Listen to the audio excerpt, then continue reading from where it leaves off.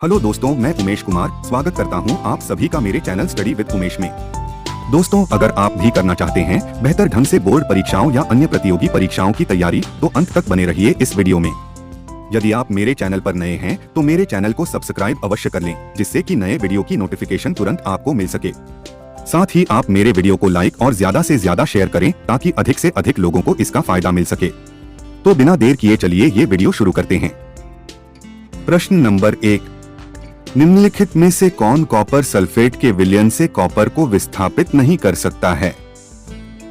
ए calcium, B iron, C magnesium, D gold. सही उत्तर है ऑप्शन डी। दोस्तों, इनमें से केवल गोल्ड ही कॉपर से कम क्रियाशील है, इसलिए यह कॉपर को विस्थापित नहीं कर सकता।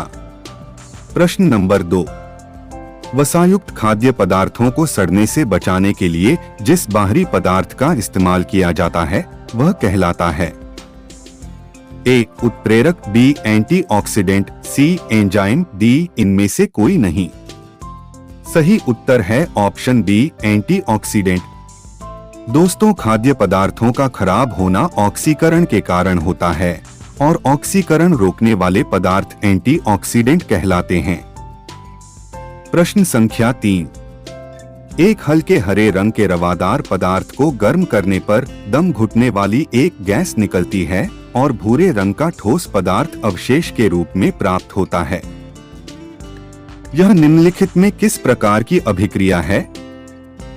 ए ऑक्सीकरण, बी अवकरण, सी एकल विस्थापन, डी अपघटन। सही उत्तर है ऑप्शन डी अपघटन। दोस्तों, जब एक पदार्थ टूटकर दो या दो से अधिक पदार्थ बनाता है तो यह अभिक्रिया अपघटन कहलाती है। प्रश्न नंबर 4, कली चूना और जल के बीच अभिक्रिया होने पर ए पर्याप्त ऊष्मा का उत्सर्जन होता है, बी पर्याप्त ऊष्मा का अवशोषण होता है, सी ऊष्मा का न तो उत्सर्जन और न ही अवशोषण होता है, डी कली चूना का अपघटन हो जाता है। सही उत्तर है ऑप्शन ए, कली चूना और जल के बीच अभिक्रिया से कैल्शियम हाइड्रॉक्साइड बनता है, जिससे पर्याप्त ऊष्मा उत्पन्न होती है, इसलिए इसे ऊष्माक्षेपी अभिक्रिया भी कहते हैं।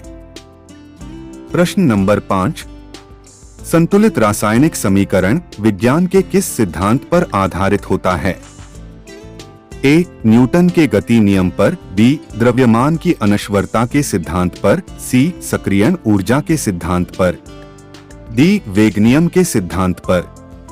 सही उत्तर है ऑप्शन बी द्रव्यमान की अनश्वरता के नियम पर। दोस्तों, द्रव्यमान की अनश्वरता का नियम बताता है कि रासायनिक अभिक्रियाओं में द्रव्यमान संरक्षित रहता है, अर्थात न तो कोई नया परमाणु बनता है और न ही कोई परमाणु नष्ट होता है।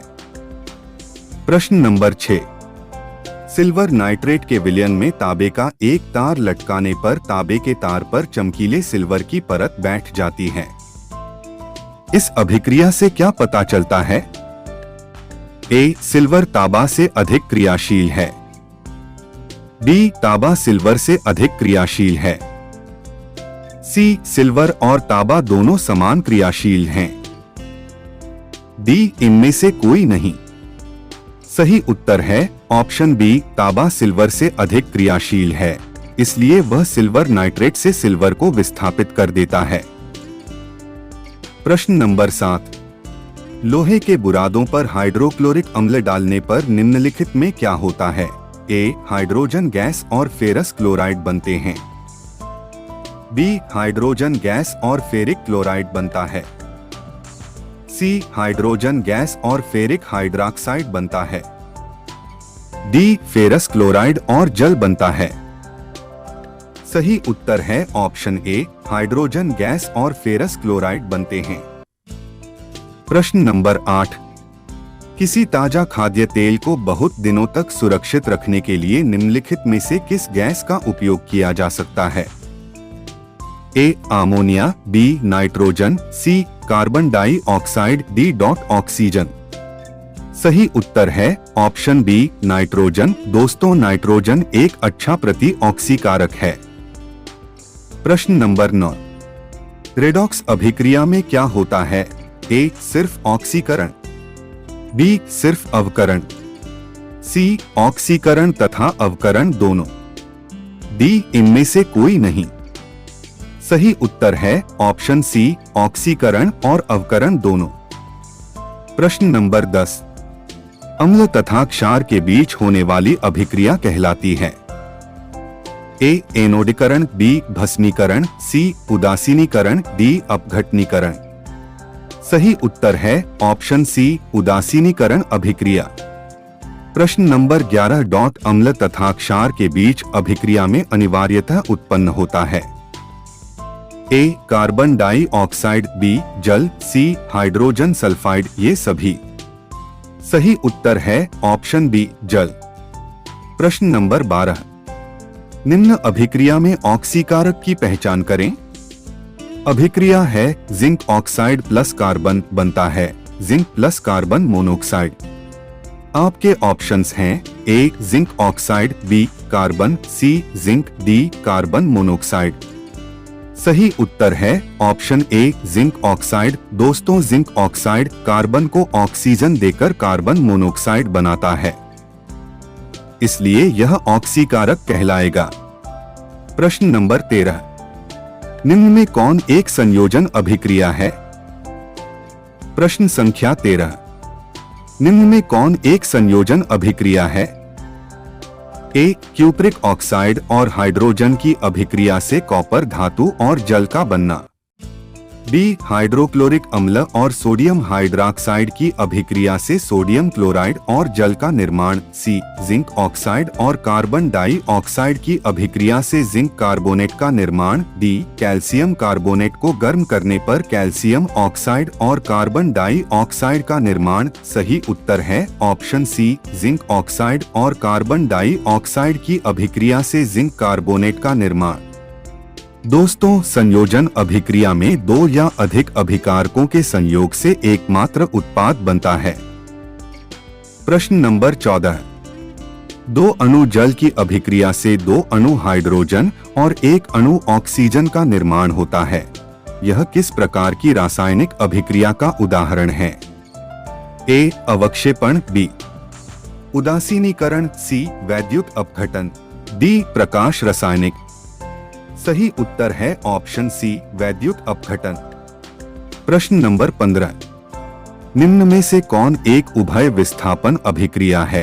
ए क्यूप्रिक ऑक्साइड और हाइड्रोजन की अभिक्रिया से कॉपर धातु और जल का बनना, बी जिंक ऑक्साइड और कार्बन डाइऑक्साइड की अभिक्रिया से जिंक कार्बोनेट का निर्माण, सी बेरियम क्लोराइड और सोडियम सल्फेट की अभिक्रिया से बेरियम सल्फेट और सोडियम क्लोराइड का निर्माण, डी कैल्शियम कार्बोनेट को गर्म करने पर कैल्शियम ऑक्साइड और कार्बन डाइऑक्साइड का निर्माण। सही उत्तर है ऑप्शन सी बेरियम क्लोराइड और सोडियम सल्फेट की अभिक्रिया से बेरियम सल्फेट और सोडियम क्लोराइड का निर्माण।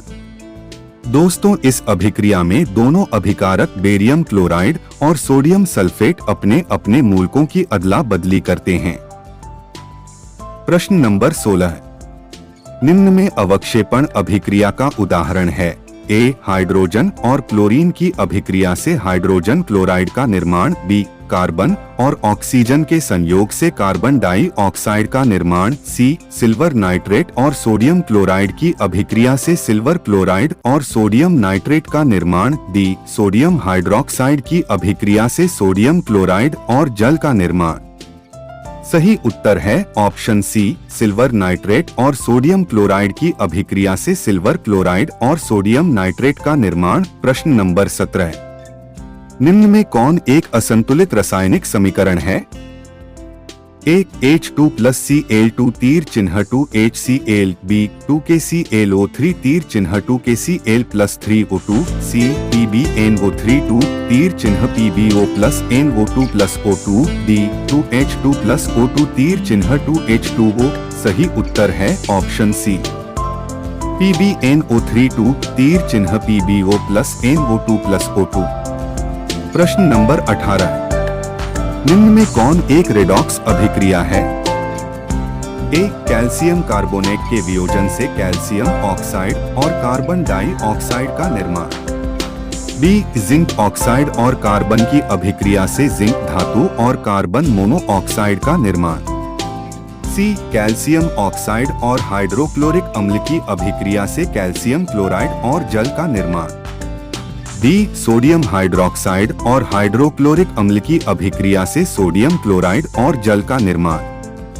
सही उत्तर है ऑप्शन बी जिंक ऑक्साइड और कार्बन की अभिक्रिया से जिंक धातु और कार्बन मोनोऑक्साइड का निर्माण।